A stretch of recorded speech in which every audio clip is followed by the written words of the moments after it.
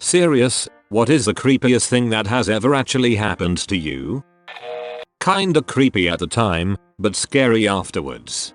Long time ago, driving from Boral to Berrimah in New South Wales, a state in Australia, my wife and I were flagged down by a guy asking to borrow a car jack because his van, which he said was his sister's, and yes it was white, had a flat and his jack didn't work. Guy was creepy and we just said nah mate and took off. A while later we saw the photo of the serial killer Ivan Millett, who had been caught by then. Pretty sure it was him and the van fitted. I went on a guided cemetery tour at night. About 6 or 7 of us were standing around a tomb listening to the story of how the inhabitant had killed himself with a gun when all of a sudden there was a big flash and the whole sky lit up green with smaller flashes. We found out later that we had witnessed a beating or breaking up. So the tour guide takes a moment, recovers from the surprise, and continues his story about how some decades after the pool chap had killed himself someone broke into his tomb and stole his skull. We then moved on and walked further into the cemetery when we were startled by a loud bang. We shrugged it off as a car backfiring, laughed nervously at how on edge we were and continued the tour. Shortly after we hear a couple more bangs in quick succession, and one of the tour party commented that they were pretty sure they were gunshots. There was another bang, closer, definitely a gunshot. Then we saw lighting between some of the headstones and I kid you not, we saw the figure of a man carrying a shotgun, slowly coming from the direction of the tomb we had just been at. We froze. I looked over to the tour guide, thinking it was some prank he plays on all his customers, but he was completely white and was backing away. It was a man with a shotgun and he was walking towards us. He lifted a flashlight and pointed it directly at us. Several of us ducked behind the headstones as he yelled, "Get out of here. What the hell are you doing in this place?" Turns out the city council pays some guy to shoot possums in the cemetery and they forgot to warn the tour company. On a spring break trip, a friend and I got dropped off at the front gate to our condo. A security guard saw us and kept insisting on walking us up to the room. We kept saying no and he seemed kinda weird. He followed us into the elevator and I stood as close as I could to the buttons. He kept making weird comments and telling us how hot we were. We kept bringing up how all of our boyfriends and our guy friends were in the room waiting on us and how there were like 10 people staying there. When the elevator hit our floor, we took off running as fast as we could. 2 weeks later after we came home, there was a news story about the same security guard. He followed a girl onto the elevator and made her perform sexual favors before he'd let her go. I got locked in the car park at work after a bar close shift and the security guard that came to help essentially told me he'd only let me out if I performed a random sexual favor for him. By far my creepiest moment ever. Reported the it out of that guy. Security guards are supposed to make you feel safe. Was an EMT working the 4 AM to 4 PM shift. We pick up our rig and get told to post, hang out and wait for a call in a really itty part of town.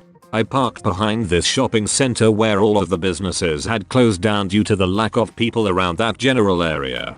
It was a lot of trailer parks, really run down apartments, and whatnot. I picked this place because the sun was going to rise in an hour or so and my partner and I both wanted to take a nap until a call came through the radio to us. My partner has no problem sleeping while sitting straight up in the front of the ambulance. I absolutely cannot do this, so I went in the back and laid down on the bench to try and nap. The thing about our itty old ambulance was that you couldn't open the side door from the inside. So I had to get out, go through the side door, not the very back double doors, and lay down. I left the side door a little bit cracked open for when a call came though so I could jump into the front to respond. About 5 minutes of me laying there and I hear my partner call me.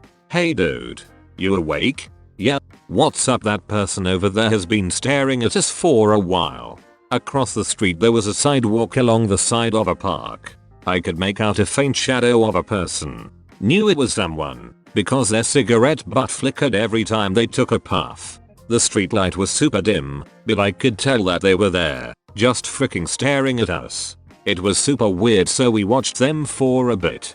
After about 5 more minutes of us just watching, the person walks away. We joke about how weird people are, Being up at 5 AM roaming around some sketchy park. I lay back down and start to doze off. I wake up to my partner saying holy it dude.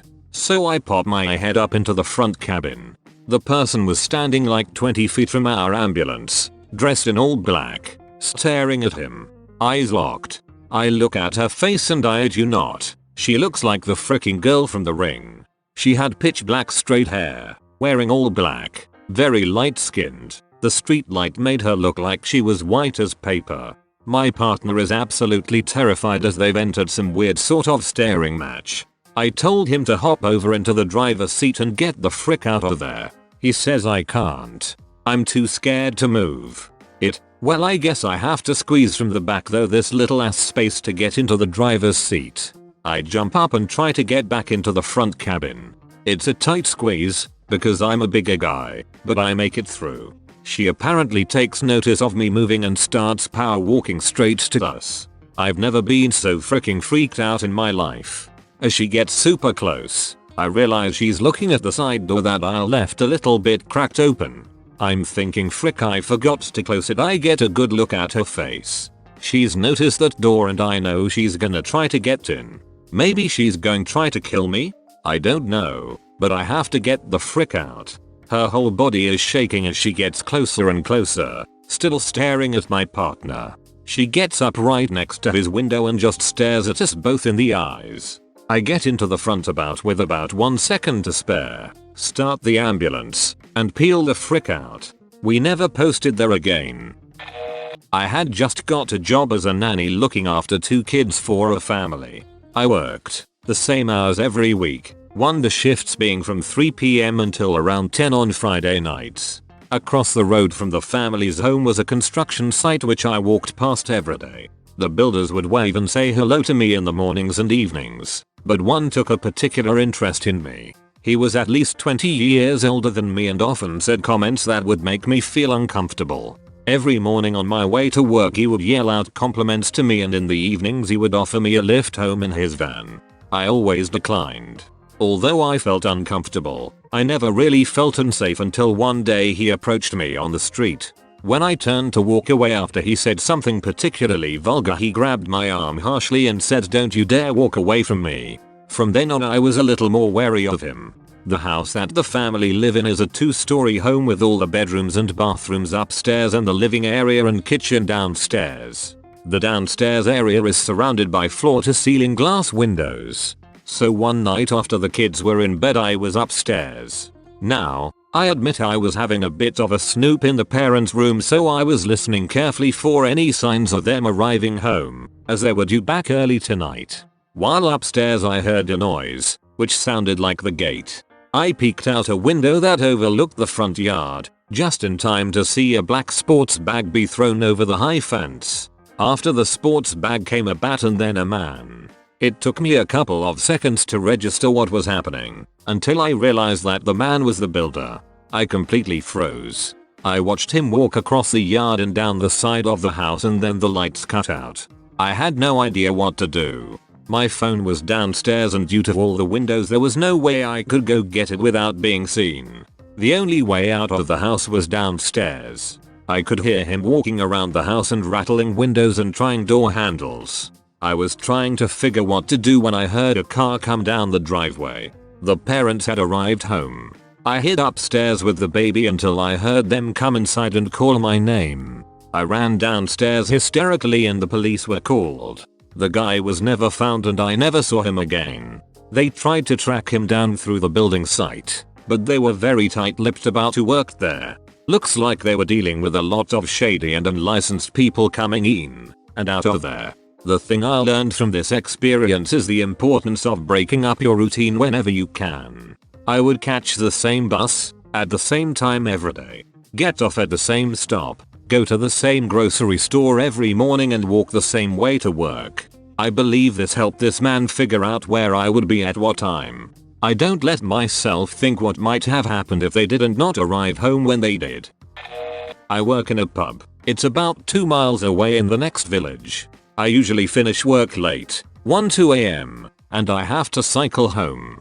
The only route is a small road that goes through somewhat large woods. There's a 1-mile stretch that has absolutely no streetlights. It's pitch black.